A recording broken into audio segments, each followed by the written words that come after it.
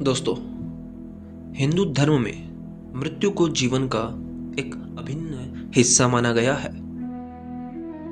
यह जीवन मृत्यु की ओर हमारी एक यात्रा है, जिसे मोक्ष की प्राप्ति का माध्यम समझा जाता है। दोस्तों, इस यात्रा के दौरान परिवार के सदस्य कई धार्मिक और सांस्कृतिक परंपराओं का पालन करते हैं और इन्हीं में से एक परंपरा यह भी है कि बच्चों के बाल काटना, जिन्हें मुंडन कहा जाता है। इस प्रथा के पीछे कई प्रकार के धार्मिक, पौराणिक और सामाजिक कारण छुपे हैं। दोस्तों, ज्यादातर लोगों को इस प्रथा के कारण का पता ही नहीं है कि आखिर मरने के बाद बच्चों का मुंडन क्यों किया जाता है। तो आज हम इस रहस्यमयी प्रथा के पीछे छिपे एक रहस्यमय सत्य और डार्क ट्रुथ की खोज करेंगे। दोस्तों, अगर आप इस चैनल पर नए हैं तो इस चैनल को सब्सक्राइब जरूर करें, बाकी अपने दोस्तों और अपने परिवारजनों के साथ इस वीडियो को शेयर जरूर करें। बाकी अगर आप भगवत गीता का संपूर्ण ज्ञान 10 मिनट में लेना चाहते हैं तो नीचे डिस्क्रिप्शन में हमारी ई बुक है, उसे जरूर चेक करें। दोस्तों, हिंदू शास्त्रों में विशेष रूप से वेदों और पुराणों में बालों का विशेष महत्व बताया गया है। ऋग्वेद में कहा गया है कि बालों में हमारे विचारों और कर्मों की ऊर्जा संचित होती है। जब किसी व्यक्ति की मृत्यु होती है तो उसकी आत्मा अपने नए जीवन के लिए एक नई यात्रा करती है। इस दौरान मृतक के परिवार के बच्चे अपने बालों को त्याग कर इस यात्रा में मृत आत्मा की सहायता करते हैं। यह प्रतीकात्मक रूप से उनके द्वारा अपने पितृ ऋण का निर्वहन करने का तरीका होता है। अब यहाँ सवाल ये उठता है कि बच्चों के बाल आखिर उस आत्मा की सहायता कैसे करते हैं। दोस्तों, पुराणों में एक कथा का उल्लेख मिलता है।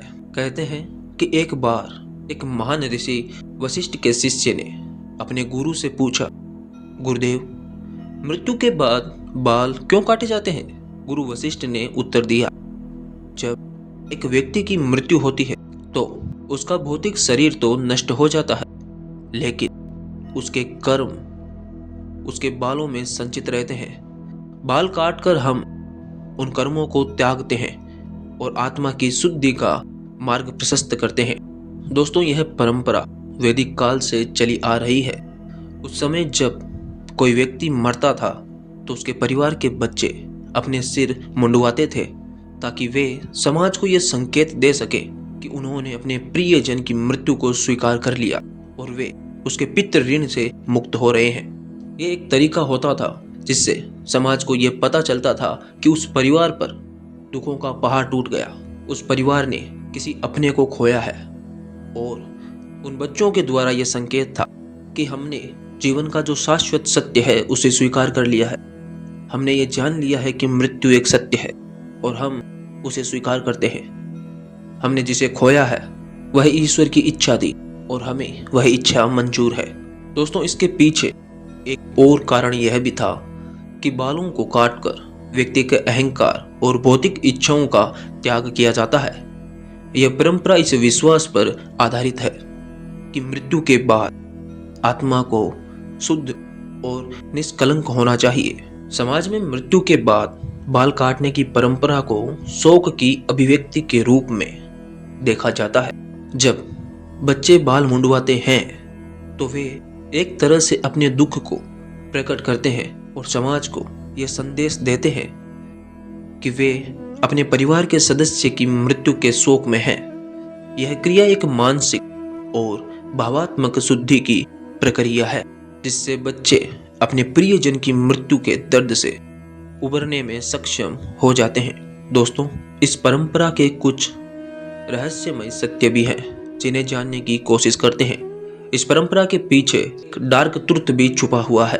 प्राचीन काल में बालों को आत्मा के लिए बाधा माना जाता था, इसलिए यह विश्वास किया जाता था कि यदि बालों को नहीं काटा गया तो आत्मा अपने अगले जन्म की यात्रा में बाधित हो सकती है।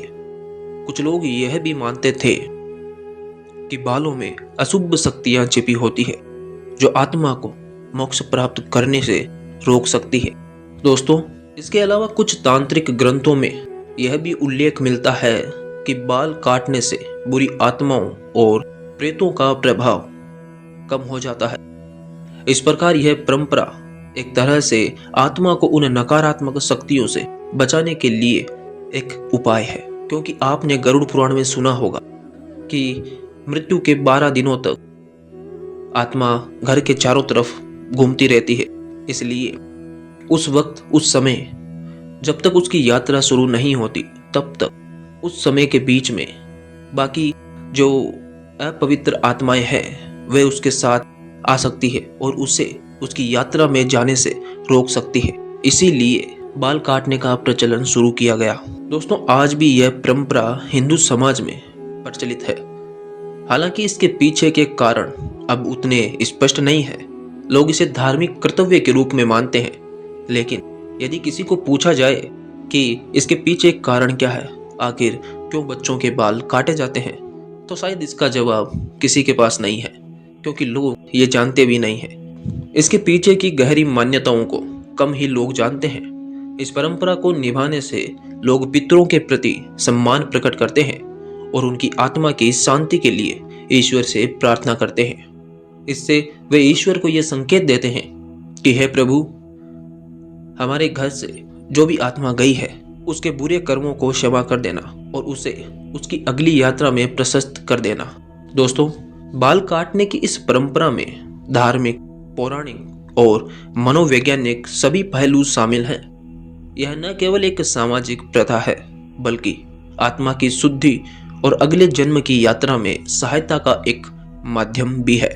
इस परंपरा के पीछे छिपे रहस्यमय सत्य और डार्क ट्रूथ इसे और भी रोचक बना देते हैं। जब हम इस परंपरा का पालन करते हैं तो हम न केवल अपने प्रियजनों को सम्मान देते हैं, बल्कि अपने जीवन के प्रति एक नई समझ भी विकसित करते हैं। तो दोस्तों, इस प्रकार मरने के बाद बच्चों के बाल क्यों काटे जाते हैं, इसका उत्तर हमें हिंदू धर्म के गहरे दर्शन और पौराणिक कथाओं में मिलता है। यह एक परंपरा है जो हमें मृत्यु और जीवन के चक्र के प्रति जागरूक करती है और हमें इस सृष्टि के रहस्यों को समझने में सहायता करती है। तो दोस्तों, अगर आपको ये वीडियो पसंद आया तो इसे लाइक करें, और अगर आप हमारे चैनल पर नए हैं तो हमारे चैनल को सब्सक्राइब जरूर करें। बाकी अपने दोस्तों और अपने परिवारजनों के साथ इस वीडियो को शेयर जरूर करें, ताकि इस परंपरा के बारे में, इस अनोखी परंपरा के बारे में हर किसी को पता चले। हरे कृष्णा।